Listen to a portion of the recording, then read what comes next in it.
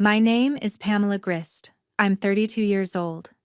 At my younger brother's engagement party, my father stood in front of 180 guests and said he'd always wanted a son to carry the Grist name forward. He called my brother my pride, my legacy, everything I hoped for. I wasn't invited to stand for the family photo. What my father didn't know, what none of them knew, was that I'd just spent 6 years building something they couldn't imagine. Something bigger than his hedge fund. Something that didn't need the Grist name to succeed. They thought I was nobody. His business colleague was about to tell him exactly who I was, and my mother, the woman who'd spent 32 years wishing I'd been born a son, was about to lose the ability to speak. This is what happened when my family finally Googled my name. But I'm getting ahead of myself. Let me take you back to the beginning, to the family that raised me to be invisible. The Grist family has money. Old money. Connecticut money. The kind that comes with an 8-bedroom estate in Belle Haven, a gated community in Greenwich, where the annual property taxes could buy a house anywhere else in America. My father, Douglas Grist, is a managing partner at Grist Partners LP, a boutique hedge fund managing $380 million. Not the biggest fund, but respectable. Old school. The kind of firm where deals get done over cigars at the Greenwich Country Club, where my father has been a member since 1987.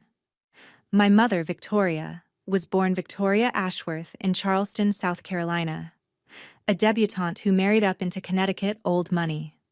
She traded magnolias for maples and spent the next 3 decades perfecting the art of social climbing. She's the president of the Greenwich Junior League. She sits on the board of the Greenwich Historical Society and the Belle Haven Garden Club. Her full-time career is throwing charity galas and making sure everyone knows the Grist family matters. They had 2 children. First, me. Then, 4 years later, my brother Ethan. That's when everything changed. The Grist family operates on a very simple principle. Sons build empires. Daughters marry well and host dinner parties. It's not written down anywhere. It doesn't have to be. It's in every decision they made from the moment Ethan was born. Ethan got the corner office at Dad's firm when he turned 26. Vice President of Investor Relations. $280,000 a year plus bonuses. His job? Playing golf with clients. Having drinks. Schmoozing at charity dinners. The actual investment decisions are made by the senior partners. But Dad tells everyone Ethan is the future of Grist Partners. I got my childhood bedroom converted into Mom's craft room in 2019. Ethan went to Yale. Legacy admission, economics major, C+ average. 2 years at a mid-tier investment bank where he was hired because Dad made a phone call. Then the VP position appeared. Golden parachute, golden handcuffs, golden child. I went to Penn for undergrad, Wharton for my MBA, graduated top of my class, got hired at Morgan Stanley Real Estate Investing on merit, worked 80-hour weeks for 4 years, analyst to associate. I saved $2 million by living in a Brooklyn apartment with 3 roommates and bringing lunch from home every single day, while my colleagues spent $50 on sushi. My family thought I was being cheap. I was building a war chest. I left Morgan Stanley when I was 26. Started my own firm, Meridian Capital Partners, private equity focused on sustainable real estate, adaptive reuse, taking old industrial buildings and turning them into mixed-use properties. Residential, commercial, green space. I told my parents at Thanksgiving dinner 2019, "Dad, I started my own company. We just closed our first acquisition, $18 million. He looked up from carving the turkey. "That's nice, Pam, real estate. Isn't that for developers?" He turned to Ethan. "Speaking of which, Ethan just brought in the Vanderbilt family account. $3 million under management." Mom smiled. "That's wonderful, darling. Pam, dear, when will you stop playing businesswoman and find a husband? You're 27. The clock is ticking." I tried twice more that night. Both times, the conversation pivoted to Ethan within 60 seconds. That was the night I stopped trying. I built my empire in silence. And they never asked a single follow-up question. Fast forward to Saturday, November 16th, 2024. 6 years later, I woke up in my apartment in Tribeca, floor-to-ceiling windows overlooking the Hudson River. $8,500 a month rent. Except I don't rent. I own it. Bought it in 2021 for $2.3 million. My phone buzzed. 7:30 a.m. A text from my CFO, Alex Rodriguez. LPS nervous about concentration risk on the Worth Street deal. Prep extra slides on tenant creditworthiness. I was already dressed. Navy theory suit. Ferragamo heels. Cartier watch I bought myself when we closed our 10th property. I made coffee and opened my laptop. Even though it was Saturday. Even though I had somewhere to be that night. Because Monday morning, I had a board meeting. $185 million on the line. The biggest deal in Meridian Capital's history. An acquisition of a building at 125 Worth Street in the financial district. If the limited partners voted yes, we'd close in 30 days. If they hesitated, if anything made them nervous, the deal would die. The seller had a backup offer. I worked until 2 p.m., went home, showered, stood in front of my closet. On the left side, my work clothes. The armor I wore when I walked into conference rooms full of men who thought I was too young, too female, too something. Structured suits. Clean lines. Expensive but not flashy. On the right side, my Greenwich clothes. J. Crew cardigans, understated dresses, invisible clothes, clothes that didn't draw attention, clothes that said, I'm harmless, I'm small, I'm not a threat. I chose a navy Armani dress, elegant enough for an engagement party, plain enough that my mother wouldn't comment. I checked my phone. My brother's fiancée, Carolyn Ashford, had tagged me in an Instagram story. Can't wait for tonight. I looked at her profile. Senior associate, Blackstone Real Estate. Something about that felt familiar, but I couldn't place it. I left Tribeca at 4:30 p.m.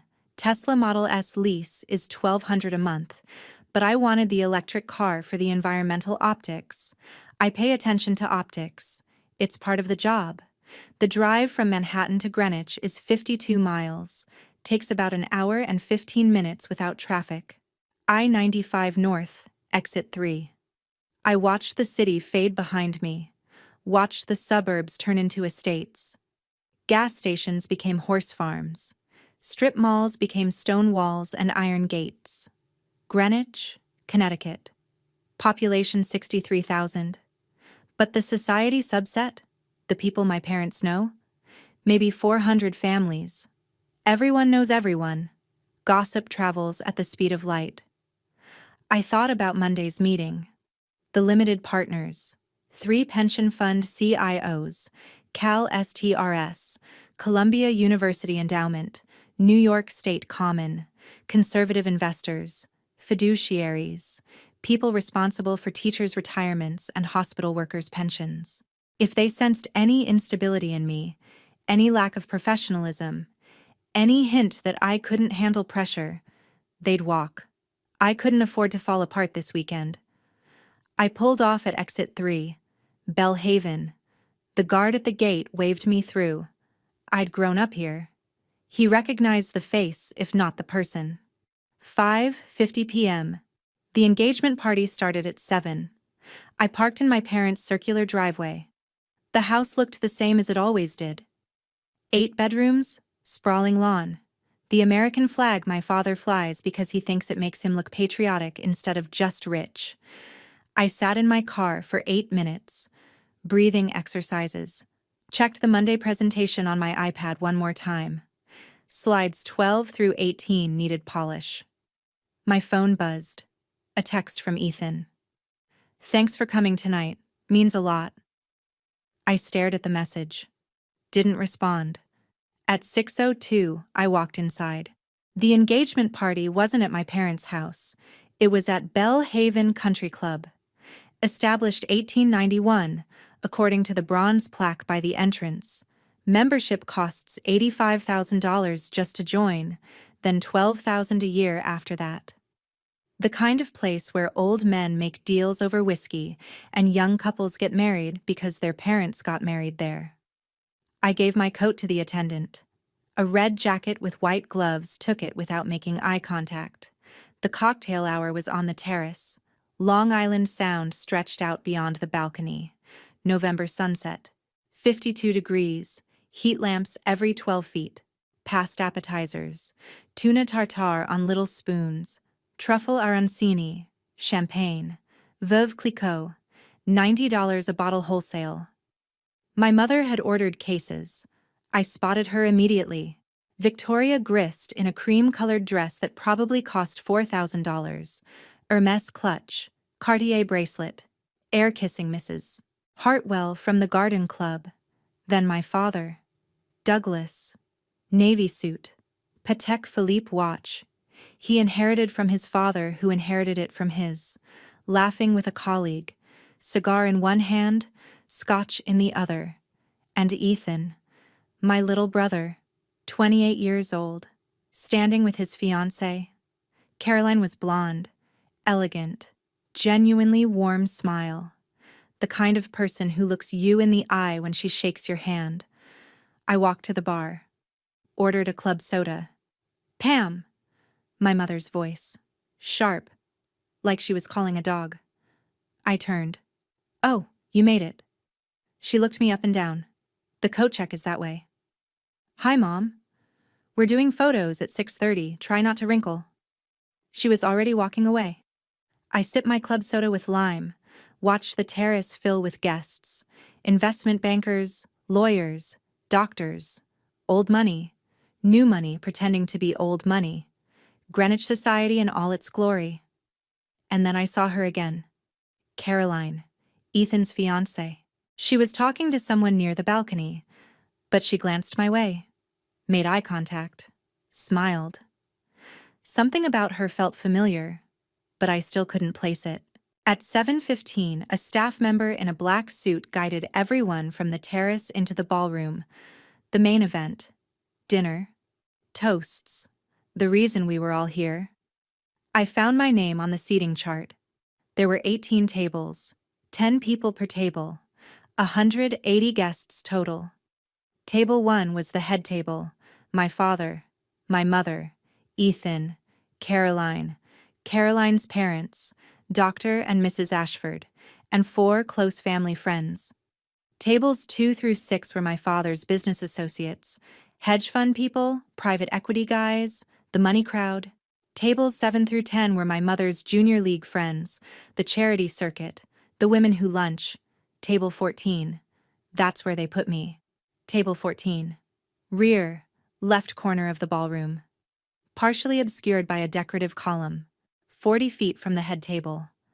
I was seated with distant cousins I hadn't seen in 8 years. From table 14, I had a perfect view of the head table. I could see my parents. I could see Ethan and Caroline. I could watch them laugh, toast, celebrate. They couldn't see me at all.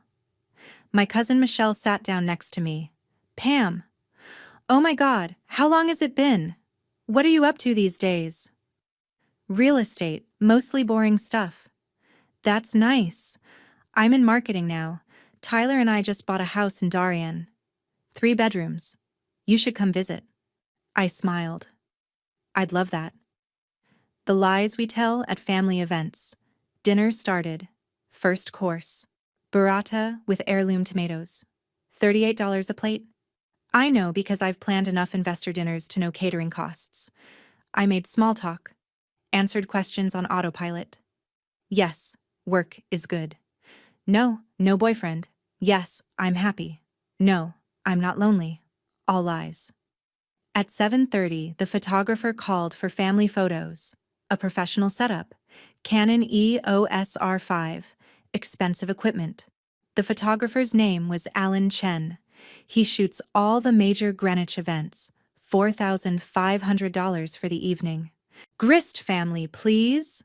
Douglas, Victoria, Ethan, and Caroline walked to the designated spot, positioned themselves, perfect smiles. The photographer looked around. Any other immediate family? My mother didn't hesitate. No, this is everyone. I was sitting 40 feet away. My cousin Michelle leaned over. Wait, aren't you?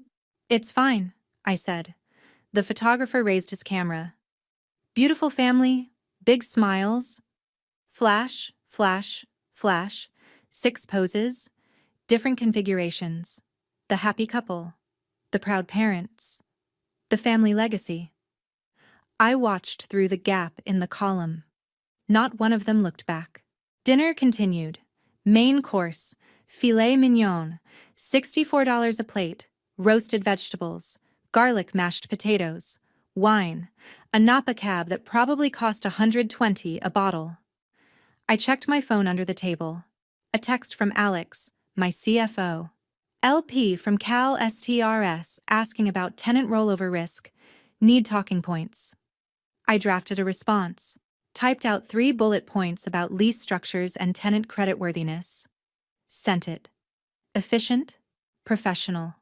Another text. This one from Ethan. Thanks for coming tonight. Means a lot. I stared at my phone. The text from 20 minutes ago that I hadn't answered. I still didn't answer it now. My cousin Todd, Michelle's husband, turned to me. So Pam, any boyfriend? You gotta make time for a personal life, you know. Work keeps me busy. You work too hard. My buddy works in real estate too. Commercial stuff. I should connect you two. Sure, that'd be nice. More lies. At 8:20, dessert arrived. Lemon tart. Lemon. $18 a slice. I took one bite. Couldn't taste it. Because the lights dimmed slightly. Toast time. My father stood up, tapped his champagne flute with a silver dessert spoon. Tiffany silver. My mother's pattern. 180 people went quiet. Douglas Grist commands a room. 61 years old. Yale, 1985. Third-generation wealth. A man who has never been told no in his entire life. He raised his glass. Smiled at the crowd. Thank you all for being here tonight, he began. His voice carried across the ballroom. Confident, warm, the voice of a man used to giving speeches. Victoria and I are thrilled to celebrate Ethan and Caroline's engagement with the people who matter most to us. Applause, smiles. The room loved him. I want to tell you about my son, he continued. From the day Ethan was born, Victoria and I knew he was special. We wanted a son. Someone to carry the Grist name forward. Someone to build on what generations before us built. I felt my chest tighten. Ethan exceeded every expectation. Yale, investment banking, and now, a leader at Grist Partners. He has a natural talent for client relationships, a gift for making people feel valued. He's everything I hoped for. My cousin Michelle glanced at me, uncomfortable. I kept my face neutral. Ethan is my pride, Douglas said, his voice thick with emotion. My legacy, the future of Grist Partners and the Grist family name.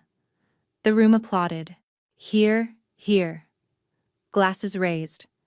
I gripped my dessert fork, gripped it so hard my knuckles turned white. The crystal silver bent slightly in my hand. And then, my mother stood. This wasn't planned. Victoria was emotional, tears in her eyes. She put her hand on Douglas's arm. I just have to add something, she said. Her voice shook.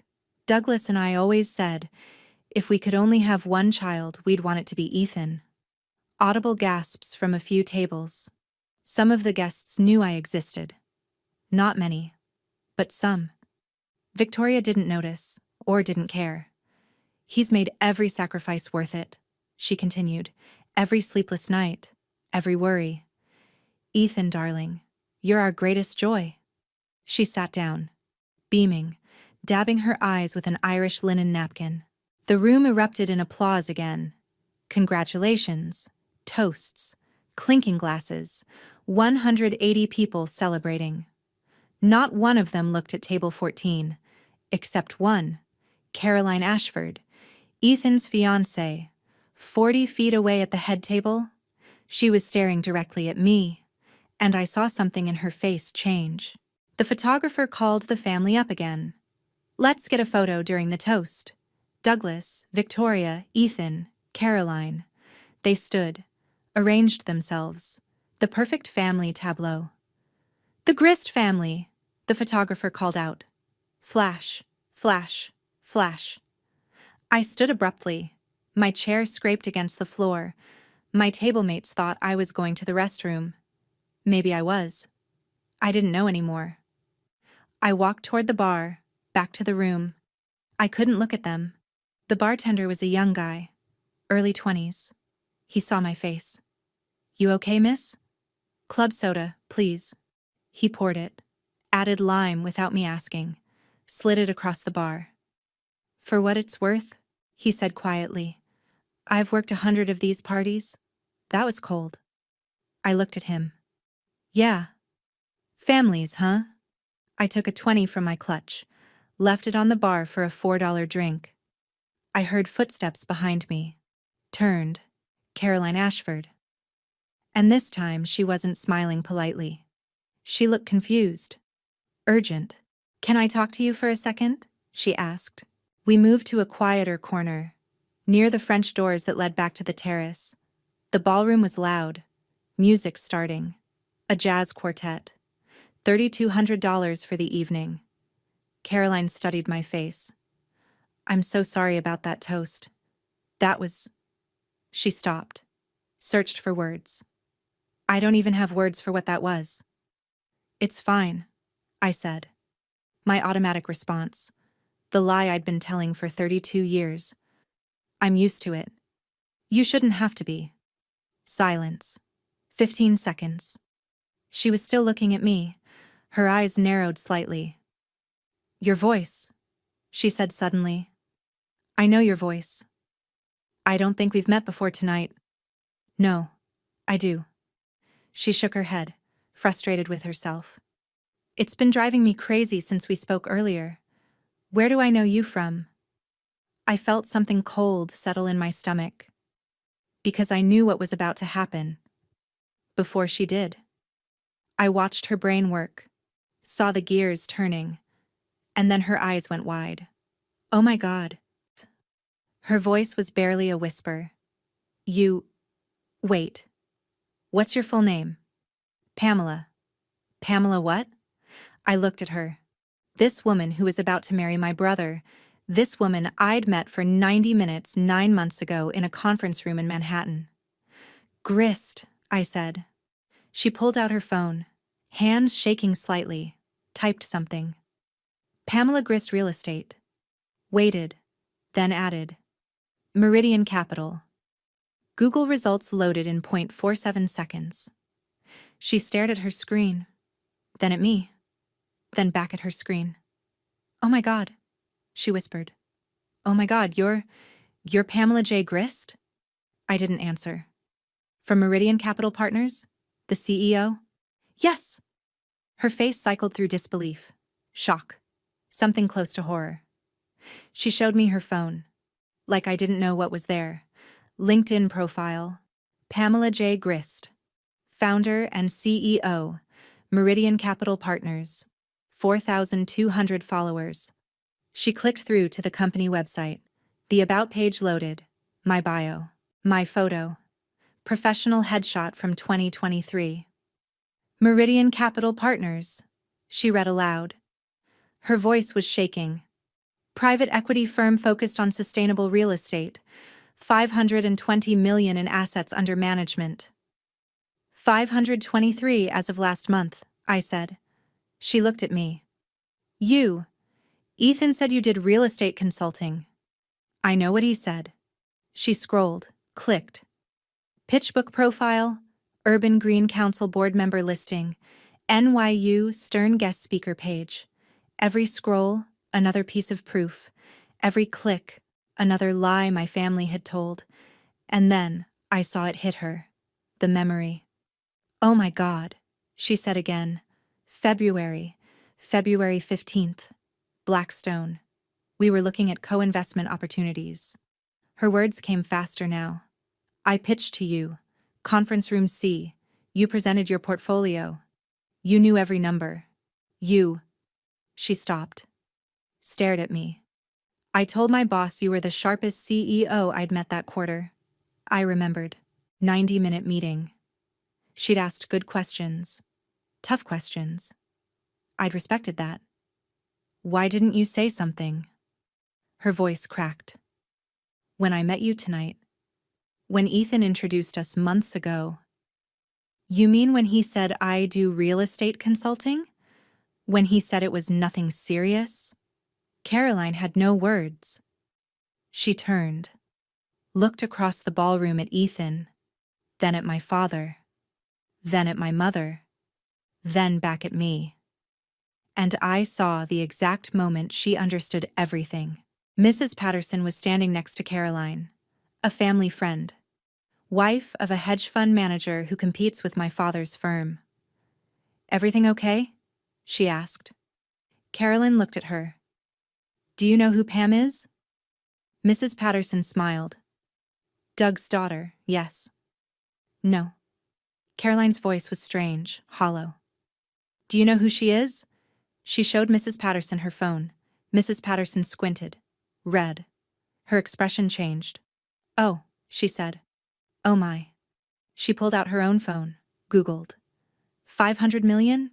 Mrs. Patterson looked up at me, then at Caroline. Douglas never mentioned. He doesn't know, Caroline said. That's not possible. She's his daughter. He doesn't know. Mrs. Patterson showed her husband. He was sitting 2 seats away. He looked at the phone, looked at me, pulled out his own phone and Googled. The woman next to him leaned over, saw the screen, gasped.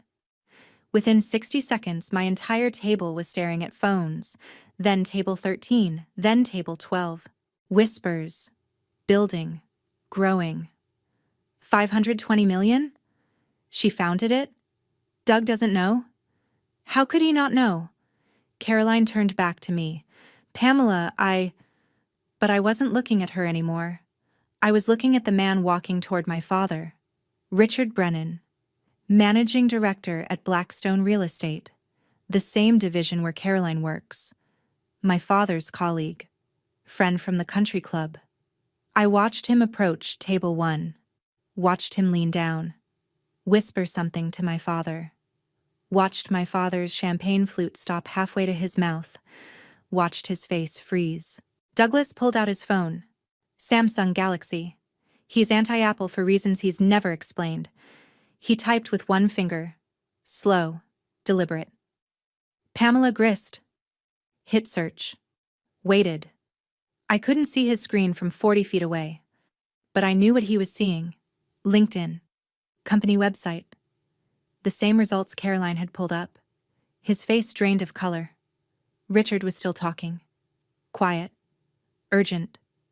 Douglas clicked something. Read. Victoria noticed. Walked over. Darling, what's wrong? He didn't answer, just handed her the phone. She read. Her expression, confusion, disbelief. Then something uglier. This can't be Pam, she said, loud enough that I could hear from the bar. This is someone else. Grist is a common name. Richard Brennan's voice carried. Victoria, it's her. Same photo, same age, born in Greenwich. My mother looked across the ballroom. Found me standing at the bar. Our eyes locked. I didn't look away. She started walking toward me, heels clicking on the marble floor.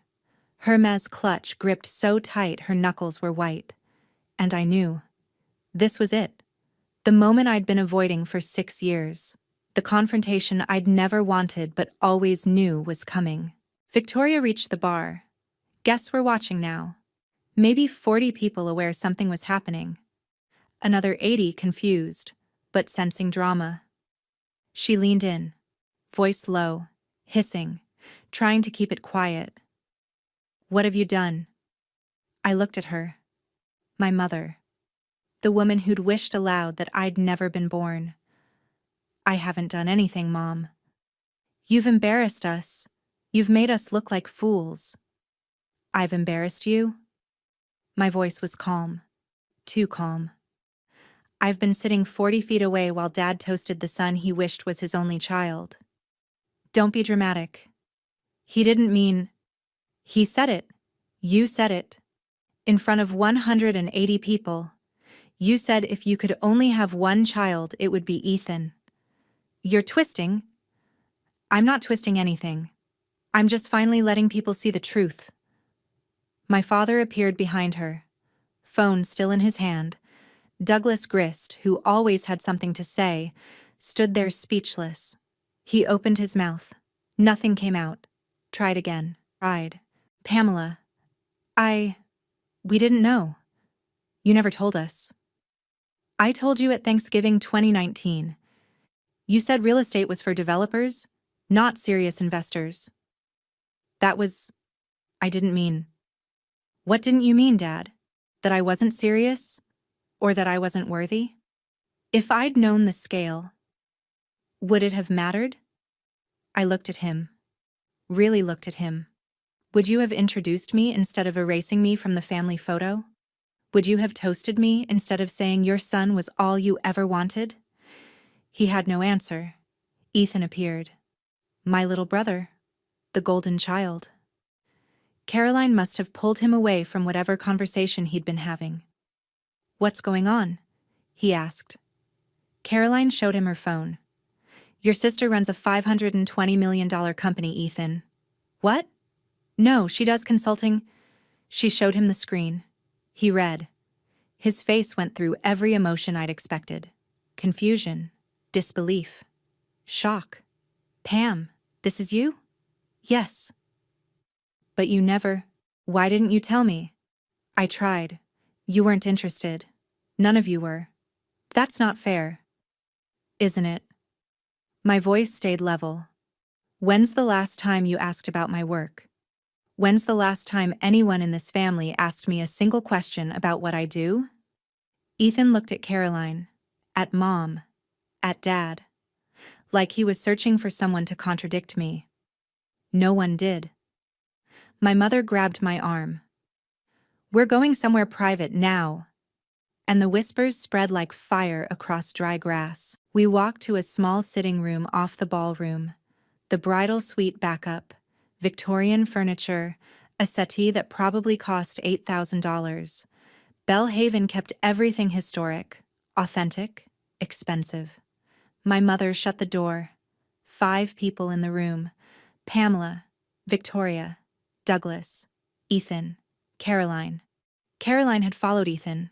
She was witnessing this. I didn't know how I felt about that yet. Victoria started pacing. My father sat down, head in his hands. Ethan stood near the door, confused, lost. How dare you? Victoria hissed. Tonight of all nights, your brother's engagement party. I didn't do anything. I sat quietly at table 14 while you erased me. Again. Don't play victim.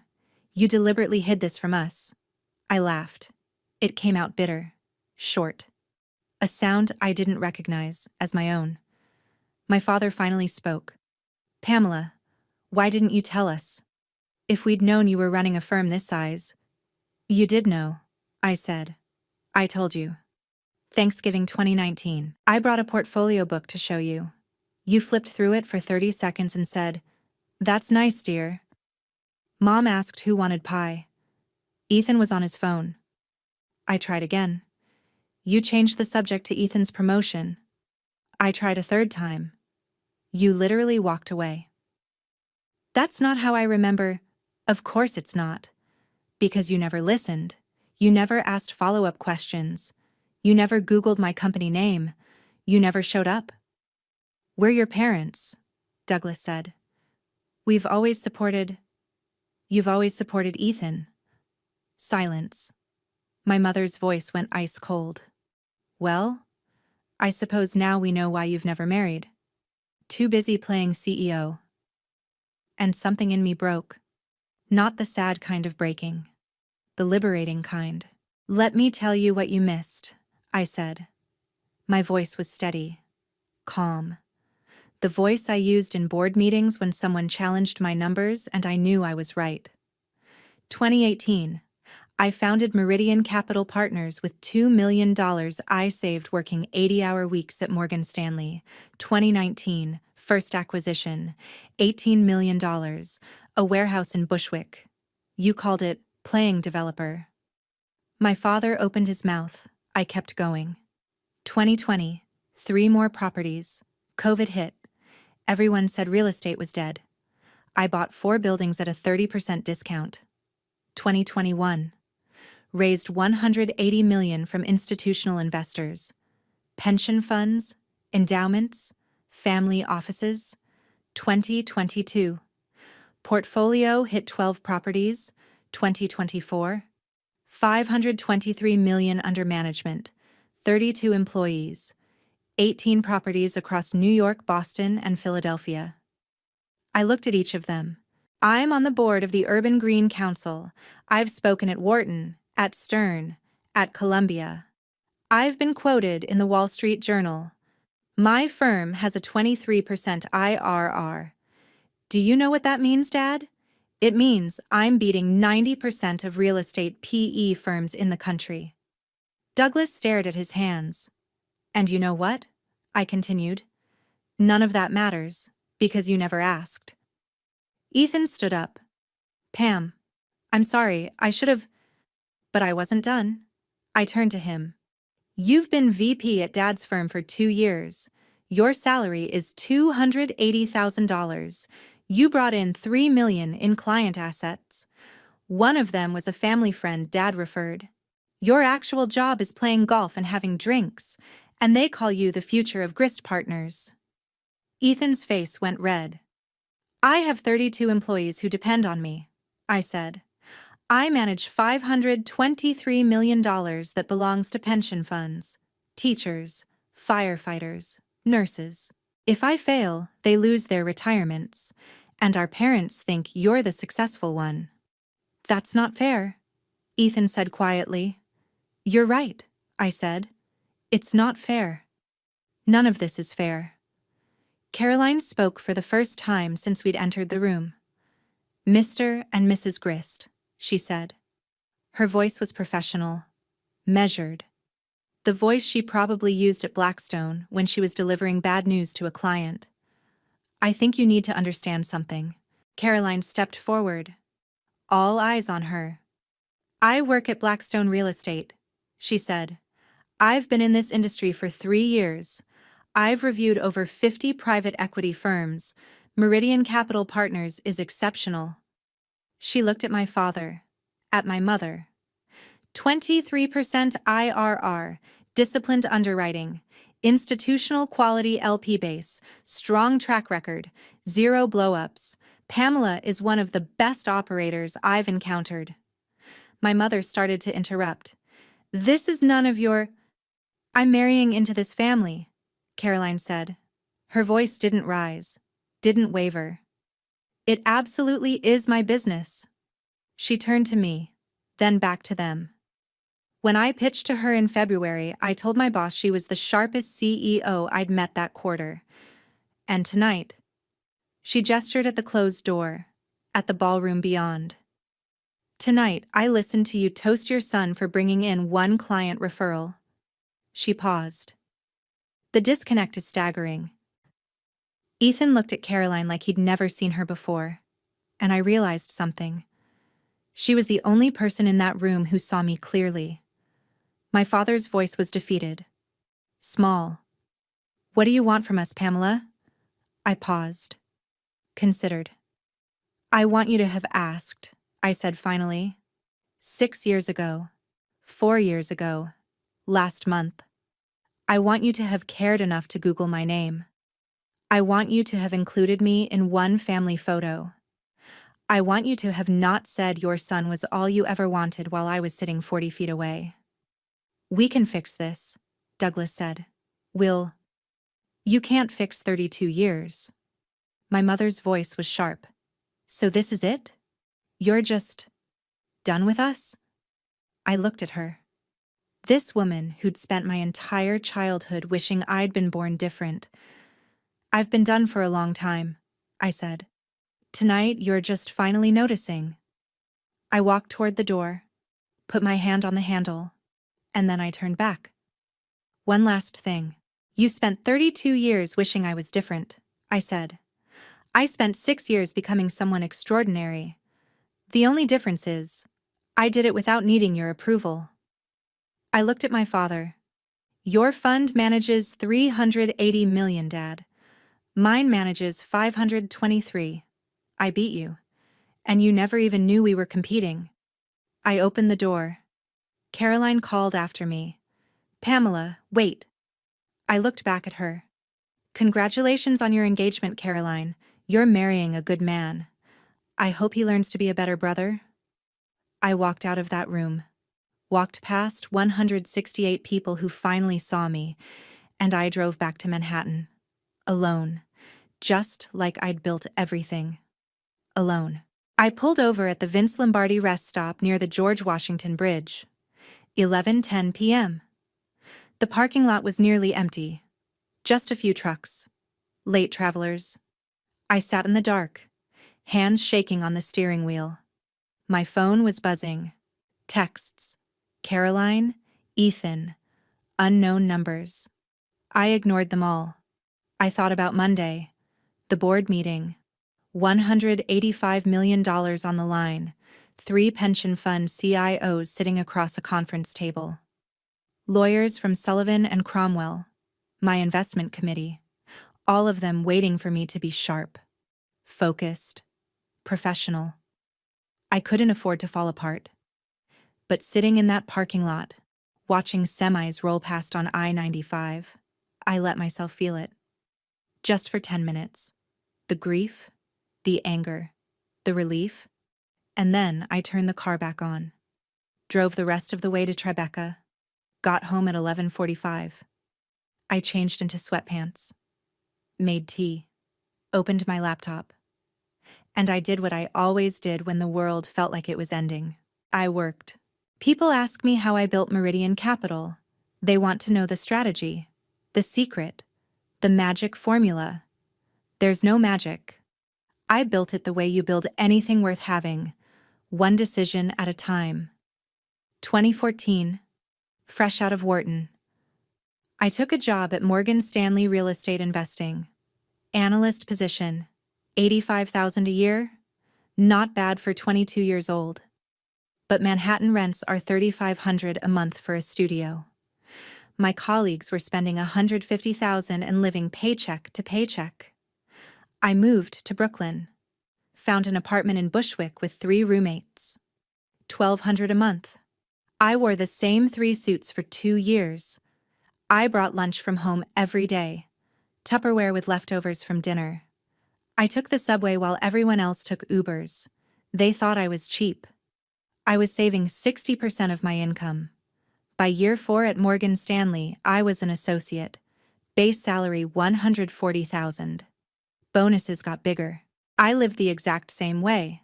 Same apartment, same subway, same Tupperware. By the time I was 26, I had $2 million in the bank. And I had a plan. I quit Morgan Stanley in January 2018. My boss told me I was making a mistake, that I was throwing away a promising career, that starting your own firm in your 20s was naive. I thanked him for his concern. Rented a 400-square-foot office in the financial district, $3,200 a month. Incorporated Meridian Capital Partners, LLC. My first deal was a warehouse in Bushwick, 237 Johnson Avenue, 42,000 square feet. Built in 1952. Former textile factory. Abandoned for 8 years. The broker said I was too young. The lender said I was too inexperienced. The seller said women don't do this kind of deal. I closed in 90 days. 18 million purchase price, 12 million debt. 6 million equity. Half from my savings. Half from 3 angel investors I'd met at Morgan Stanley. I converted it into the Johnson Collective, 68 apartments, adaptive reuse, sustainable materials, rooftop garden. Sold it in 2020 for $31 million. My investors made 2.1 times their money. I made mine. And I was just getting started. 2019. 3 more deals. 8 million, 12 million, 15 million. All small, all profitable. Building a track record. 2020. The world ended. COVID hit. Everyone said real estate was dead. Office buildings were toxic. Residential was finished. Investors pulled back. I leaned in. Bought 4 properties at a 30% discount. Empty buildings. Distressed sellers. Motivated deals. By 2022, those buildings were worth 50% more than I'd paid. 2021. I had a track record. 6 properties. All profitable. All sold or stabilized. I went to institutional investors, pension funds, endowments. Here's what I've done, I told them. Here's the thesis. Adaptive reuse, sustainable, mixed use, high-quality execution, disciplined underwriting. I raised $180 million in my Series A. Cal STRS committed $22 million. Columbia University Endowment committed $18 million. New York State Common committed $35 million. Family offices made up the rest. My team grew from 4 people to 18. We moved from a 400-square-foot office to 55 Broadway. 12,000 square feet. 8th floor. Views of the Brooklyn Bridge. By 2023, we had 12 properties, $350 million in assets under management. By 2024, 18 properties, $523 million. And through it all, through every all-nighter, every pitch deck, every closing, every crisis, my family thought I was doing consulting. Because I'd stopped telling them. Because they'd stopped asking. Because some part of me had given up trying to be seen. Sunday, November 17th, 7 a.m. I woke up in my Tribeca apartment. 3 hours of sleep. Maybe. I went to the gym. Equinox. 6-mile run. 48 minutes. Trying to clear my head. Trying to focus. I came back. Showered. Made coffee. At 9 a.m. I went to the office. Sunday morning. 55 Broadway was empty. Just me. My footsteps echoed in the hallway. I opened the presentation for tomorrow's board meeting. Slides 12 through 18. The ones about tenant rollover risk. I added a new slide. A matrix showing tenant creditworthiness. Investment grade ratings. Backup LO is. Mitigation strategies. My phone buzzed. My CFO, Alex. You good? I'm good. I wasn't, but I would be. At 12:04 p.m. my phone buzzed again. Caroline. Pamela, I don't even know what to say. I had no idea. I'm so sorry. I stared at the text. Didn't respond. 12:47 p.m. Another text from her. I told Ethan he needs to understand what happened. He's processing. Can we talk?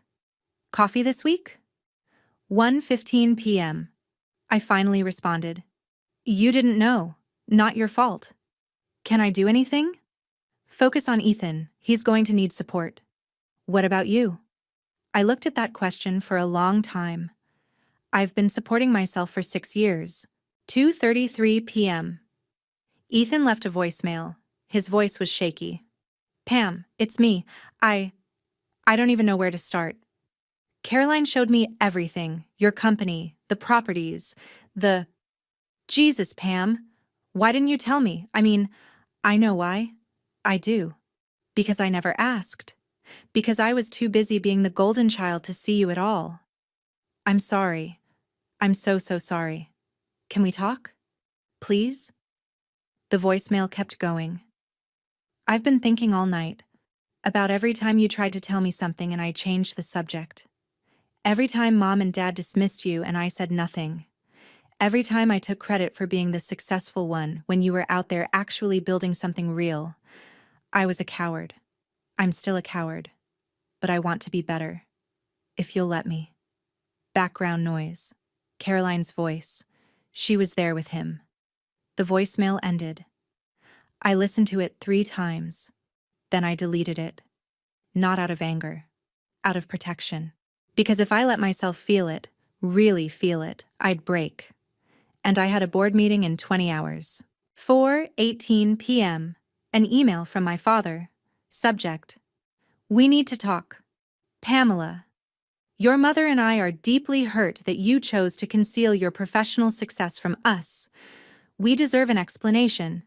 We've supported you your entire life, and this is how you repay us? By humiliating us in front of our friends and colleagues? Call us immediately. We raised you to value family above all else. Your actions Saturday night showed a stunning lack of respect. Whatever issues you believe you have with us, there are proper ways to address them, not public spectacles. We expect to hear from you. Dad. 374 words. Sent from his iPhone. CC'd my mother. 0 apologies. 0 accountability. Just blame. I read it once. Then I composed my response. 6:02 p.m. Subject: We need to talk. Dad, you say I humiliated you. I sat quietly at table 14 while you toasted the son you wished was your only child. I didn't humiliate you. I simply stopped protecting you from the truth. I will resume contact under these conditions. 1. You will send a written note to Saturday's guests acknowledging your error and my actual professional standing. 2. You will commit to 6 months of family therapy with a licensed therapist. Attendance is mandatory. 3. You will never again diminish my work, exclude me from family narrative, or treat my accomplishments as inconvenient. Until these conditions are met, contact me only through my attorney for estate or trust matters. Pamela. I hit send. And for the first time in 32 years, I felt like I could breathe. By Sunday evening, the Greenwich gossip machine was in full swing. Junior League group chat, 47 messages by noon, text chains lighting up across Fairfield County. Did you hear about the Grist girl? The one they ignore. She runs a $500 million company. Doug's face when he found out. I would die if I were Victoria. The whispers spread. Greenwich brunch on Sunday morning. Church, the country club. My mother skipped church. Not feeling well. Translation. Couldn't face the questions. And Monday morning, it spread further. Richard Brennan mentioned it to another MD at Blackstone. You know Pamela Grist from Meridian? Turns out she's Doug Grist's daughter. He had no idea what she'd built.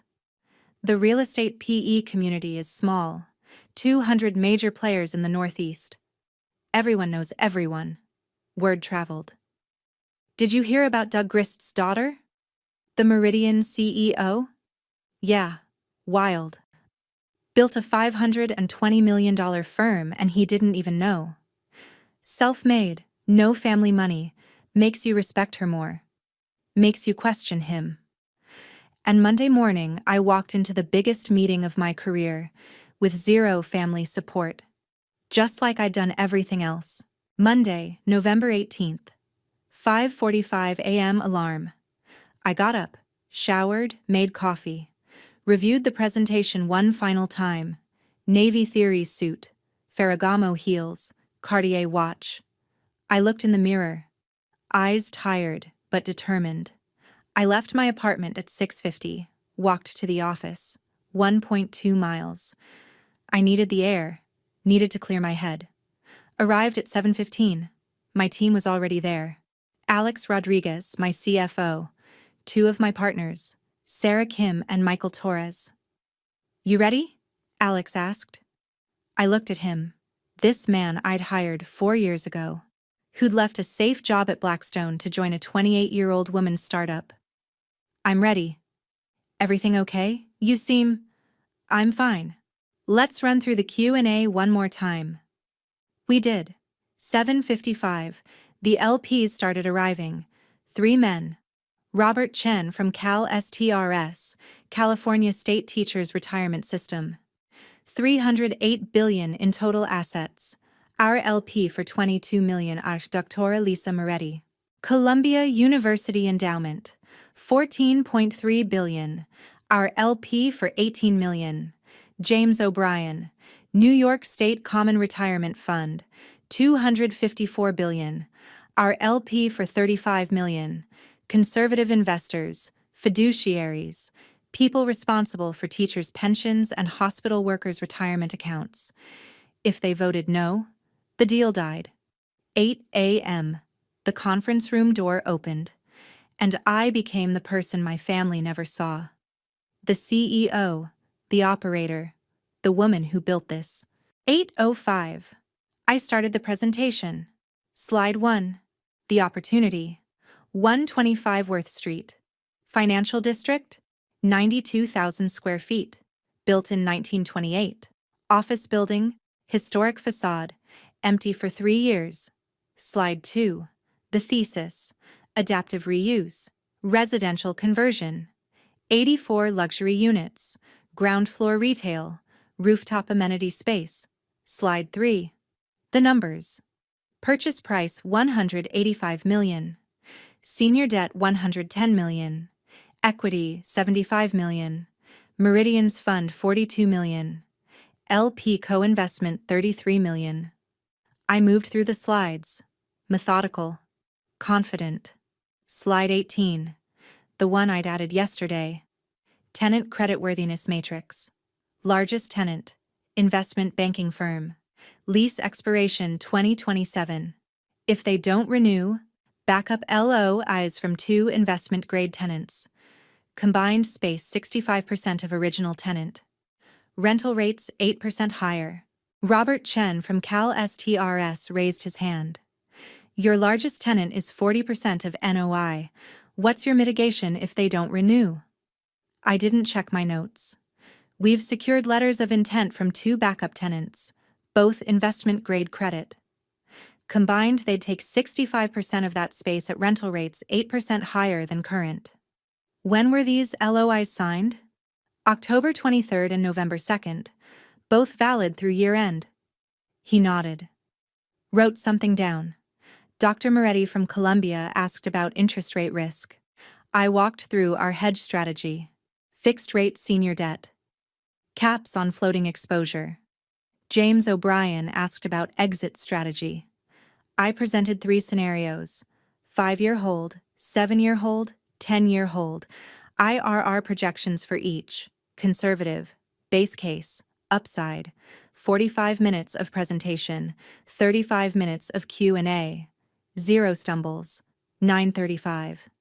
The LPs stepped out to confer. I sat in the conference room, my team around me, Alex, Sarah, Michael, our lawyers from Sullivan and Cromwell. We waited. 9:37. They came back. Robert Chen spoke for the group. Pamela, your team has done exceptional work on this deal. The underwriting is disciplined. The risk mitigation is thorough. We're comfortable moving forward. Unanimous approval. 75 million equity commitment confirmed. Closing target December 15th. We shook hands around the table. Professional. Respectful. This is the kind of deal-making that makes us confident in Meridian, Chen said. You've earned this. My voice was steady. Thank you. We won't let you down. They left. My team erupted. High fives. Relieved laughter. Sarah hugged me. I smiled, nodded. Give me 1 minute, I said. I walked to the bathroom, locked the stall, and I let myself feel it. 39 hours earlier, I'd been erased from my family, told I was nothing, told they wished I'd never been born. And now I'd just closed the biggest deal of my career. The hand started shaking. Silent tears. Not from joy, from exhaustion, from carrying everything alone, from proving myself to people who'd never see. 2 minutes. Then I washed my face, fixed my mascara, checked the mirror, walked back out. Alex looked at me. Knew something had happened. Didn't ask. Just said, "Champagne at lunch?" I smiled. Absolutely. 12:30 p.m., team lunch, Locanda Verde, Tribeca. Walking distance from the office. 8 of us. Champagne, Veuve Clicquot. $140 a bottle. The office paid. We toasted. To the team. To the deal. To 5 years of saying no to stupid deals so we could say yes to this one. Someone asked, "How was your weekend?" "Family thing," I said. "Fine." I didn't elaborate. They didn't push. Sarah Kim raised her glass. To Pamela. Best operator I've ever worked for. Alex raised his. To this team. To trusting the process. I raised mine. To all of you. I couldn't do this without you, literally. And as I sat there, surrounded by people who chose to work with me, who respected my judgment, who celebrated my success, I realized something. I'd already built the family I needed. 3:45 p.m. back at the office. I checked my phone. A text from Ethan. Sent at 2:10. "I know you don't want to hear from me, but I'm proud of you. I always should have said that. I'm sorry I never did." I read it. Reread it. Sat with it. 4:02 p.m. I responded. "Thank you. That means something." 4:15. He texted back. "Can we get coffee? Not to fix everything. Just to talk?" I thought about it. 4:30. Not yet, but maybe someday.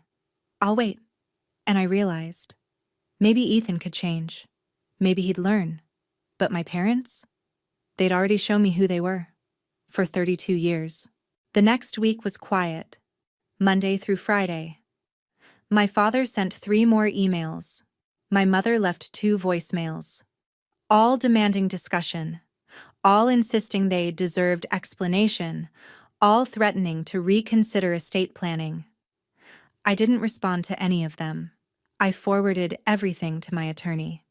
Rebecca Stern, Wachtell Lipton, estate planning specialist, $950 an hour. She sent a formal response.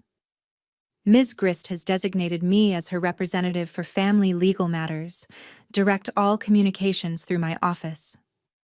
They wanted me to engage, to argue, to defend myself.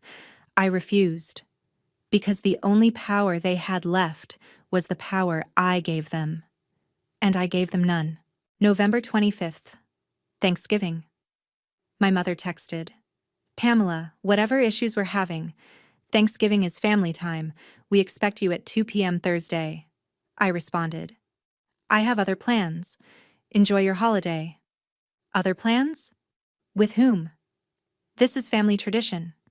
I'm spending it with people who see me. She didn't respond after that. My actual plans? Friendsgiving with 4 college friends. My Tribeca apartment. I cooked. Turkey.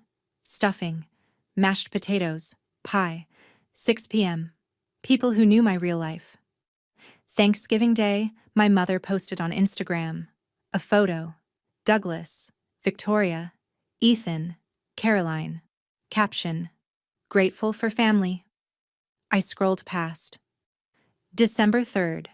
My father's attorney sent a letter to my attorney, threatening. Our clients are prepared to reconsider Pamela's position in family trusts and estate plans unless she engages in good faith family reconciliation. Rebecca called me. They're trying to leverage inheritance. Want me to push back harder? No, I said. Let them write me out. I don't want their money. I never did. You sure? We're talking potentially 8 figures. I'm sure. I'd rather have nothing from them than feel like I'm performing for scraps. She paused. Okay, I'll draft a response. They thought money was leverage. They'd spent 32 years teaching me that love was transactional. And now they were surprised I wouldn't pay the price. December 8th. A letter arrived at my office. Handwritten.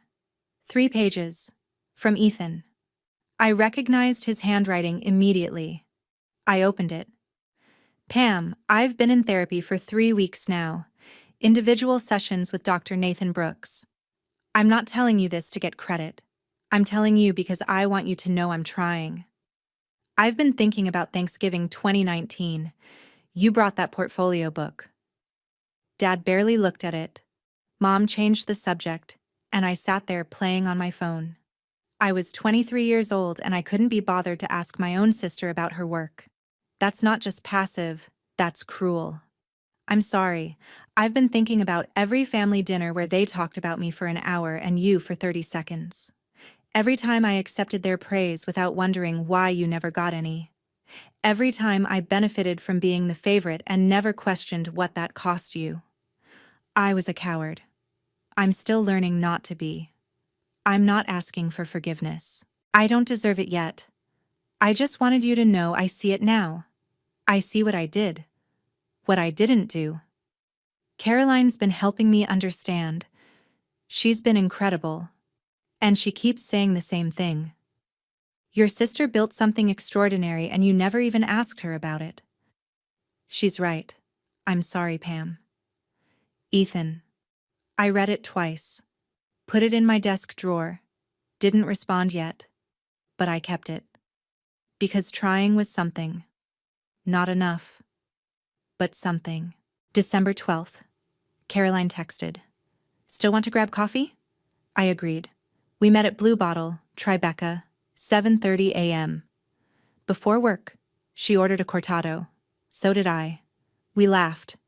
We talked for an hour. Industry stuff. Life. Her realization that Ethan had a lot of growing up to do. I've been pushing him, she said. Therapy. Actually listening. It's slow. Growth usually is. Are you okay? I considered the question. Really considered it. I'm better than I've been in years, I said. Turns out cutting out toxicity is healthy. Even when it's family? Especially when it's family. She smiled. Small, sad. Would you ever work with Blackstone again? She asked. On a deal? I looked at her. This woman who was about to marry my brother. Who'd recognized me when no one else had. Who'd stood up to my parents when she didn't have to. Send me the deck, I said. Her smile got wider. February 12th, 2025. Meridian Capital closed the Worth Street deal. $185 million. February 14th. We announced another acquisition. $155 million. Boston, Seaport District, March. We closed a third deal. $98 million. Philadelphia. In 4 months, we added $438 million in new acquisitions. Our team grew to 38 employees. Assets under management hit $687 million. Real Estate Weekly profiled us. Meridian's momentum. Pamela Grist has built Meridian Capital Partners into one of the Northeast's most disciplined real estate PE firms, without fanfare, without family backing, and without cutting corners. My parents sent no congratulations, no acknowledgement, radio silence, which was exactly what I'd asked for. My father and mother never went to therapy. February 18th, they sent an email, drafted by their lawyer. Pamela, after careful consideration, your father and I acknowledge that our communication regarding your professional endeavors may have been insufficient. We hope you'll reconsider your current stance and work toward family reconciliation. 374 words, 0 instances of sorry, 0 accountability. I read it, archived it, never responded. They wanted reconciliation on their terms. I wanted change. We wanted different things. So we remained apart. Ethan kept going to therapy. He sent me monthly emails. Brief, respectful, updates on his progress. January. He admitted to his therapist he'd been coasting on privilege his entire life. February. He actually read about Meridian's deals, texted me substantive questions about cap rates and lease structures. March 1st. I agreed to lunch. Gramercy Tavern, 12:30. Neutral ground. We sat down. Ordered. Awkward at first. Then Ethan asked about the Boston deal, the Seaport. It's hot but saturated. How'd you make the numbers work? I was surprised he'd asked a real question. Off-market seller, I said. Less competition, better pricing. He nodded. Smart. Pause. I'm sorry it took me 28 years to ask you a real question about your work. I looked at him. My little brother. The golden child who was trying, actually trying, to be better. It's a start, I said. When we left, he asked if we could do it again. Once a month. I said yes. Not forgiveness, but a start. January 2025. Caroline pitched her MD at Blackstone on a potential co-investment with Meridian. March. Blackstone committed $40 million to Meridian's next fund. Fund 3. Strategic LP relationship. Caroline told me privately, I pushed for this because you're the best operator I know, not because you're dating my fiancée's sister. I know, I said. That's why I said yes. She was promoted to VP in March, partly because of her deal sourcing success. And me? January. I met someone at an Urban Green Council event. Daniel Foster, 34. Architect, sustainable design, works at Snøhetta, Columbia architecture grad. Designed 3 LEED Platinum buildings, middle-class family from Ohio. No trust fund, no connections. He understood building things from nothing. We had coffee, then dinner, then a museum. We moved slowly. I was cautious. Years of being alone had taught me to protect myself. But by March, we were dating regularly. He knew about my family situation, didn't push. First person in years who saw me completely. For the first time in 6 years, I let myself imagine a future that included someone. Not to complete me, but to walk beside me. April. Caroline and Ethan's wedding was scheduled for June 15th, in Greenwich, Belhaven Country Club, the same venue as the engagement party. Ethan texted, I know this is hard, but would you come? Not for Mom and Dad. For me and Caroline. I thought about it for 3 days, discussed it with my therapist, Dr. Patricia Chen. I'd been seeing her weekly since March 2022. I decided yes, but with boundaries. I'd attend the ceremony, cocktail hour, skip the reception. I wouldn't sit at the family table. I wouldn't engage with my parents. I called Ethan. I'll come, for you, but I'm not there to make Mom and Dad comfortable. I'm there because you're my brother and you're trying. That's it. That's enough, he said. Thank you. I RSVP'd +1. I was bringing Daniel. I was going back to Greenwich. But this time I wasn't going as Pam, the forgotten daughter. I was going as Pamela J. Grist, CEO, and they'd have to see me. People ask me if I'm angry. I'm not. Anger is exhausting. I'm just done. Done performing. Done shrinking.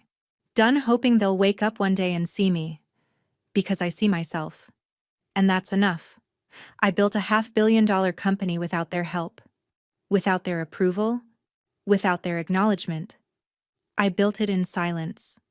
And it turns out silence can be the loudest kind of power. My parents spent 32 years wishing I was different. Wishing I was smaller. Quieter. More convenient. I became bigger. Louder. Inconvenient. And I stopped apologizing for taking up space. Here's what I learned. Your family's inability to see you doesn't diminish your worth.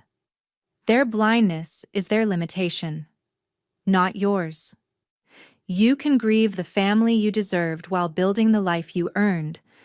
You can set boundaries without cruelty. You can walk away without guilt.